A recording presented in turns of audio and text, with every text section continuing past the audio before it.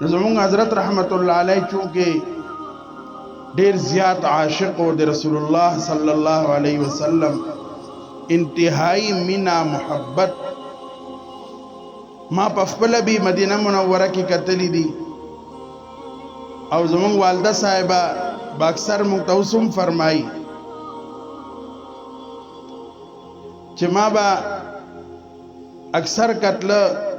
مونږ با آرامو کدا سي دې کې ولک ساعت بعد د جړه आवाज راغی نو ما سترګې بچ کولاوي شلې چې ما به کتل نو حضرت صاحب رحمت الله علیه به درود شریف او بازار او قطار به جوړل نو ورته ته ولې دمره جاړي ویجانان رحمت الله علیه صلی الله علیه وسلم لا د ډیر زیات یادېږي عشق او محبت او تعلق داسه دمره عشق او دمره محبت تعلق مونږ ور سره حرمین او شریفین او سفر کړ دی التب اکثر سپلای نه چولې پیا و کوله به ګرځیدو زمکه ګرمه تاسو ته معلومه ده تر دې پورې مونږ به ور سره و دا د ګندګۍ دا غټ ډبینی پورا کټکټ چې پکې چی التب تاسو کتلی غټ غټ ډرمان او غټ غټ لوخي خي زیونه جوړ کړی هغه کې ګندګي اچي تر دې پورې چې د هغه خاورې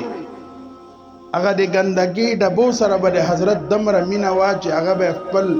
شونډو سره خپل سترګو سره به ولګول کولول به هغه ډبي دنه بټوله ګندګي پرتا وا هغه سیډونو ته به هم ګندګي وا او هغه سره هم دمره مینا وا چې هغه به خپل کړو سترګو سره به ولګول ډیر په ادب او په احترام به ورته ودرېد بیا د مدینه منوره خوره هغه به اکثر په دې رانجو کې مکس کړه او په خپل سترګو کې به هغه رانجه لګول چې کم کړي امام الانبیاء د فخر الانبیاء د جناب محمد رسول الله صلی الله علیه وسلم د شهر هغه خوره برنجو کې چې هغه به مکس و نو عشق بل ستوي ډېر زیات خبرې دي الحمدلله او اکثر دغه نمون دا حدیث مبارکه به کثرت سره اوریدو او چې خانقاه کې به او که دارالعلوم زکریا کې به او که مسجد صدیق اکبر خانقاه کې به او که سفر کې به سزای کې خانقاه کې وو نو د ماخام د مزن بعد به خامخه دا حدیث مبارکه پیش کاو ذوق لپاره شوق لپاره چې مینا پیدا شي فضیلت معلوم شي عمل په وکړو الله په خوشاله شي رسول الله صلی الله علیه وسلم په خوشاله شي دا حدیث مبارکه به پیش کاو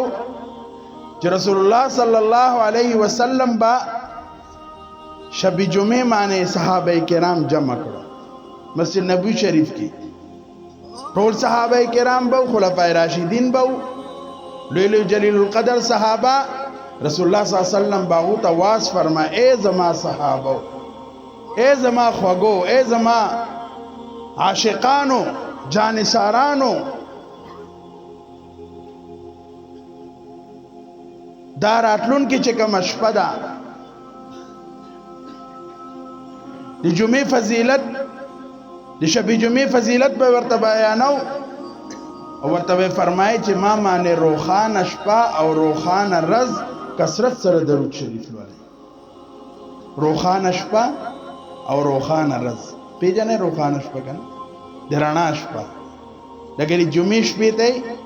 روخانه شپه ویل دي منوره شپه د نور شپه هغه سره ول تشبیه ور کړ دا چې ما معنی روخانه شپه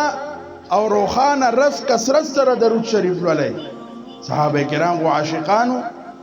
اگر اوسنی عاشقانو په شان غونو فوراً عرض وکړو سمره احسان د صحابه په دې امت باندې یو خبره یو عمل یو فعل جناب رسول الله صلی الله علیه وسلم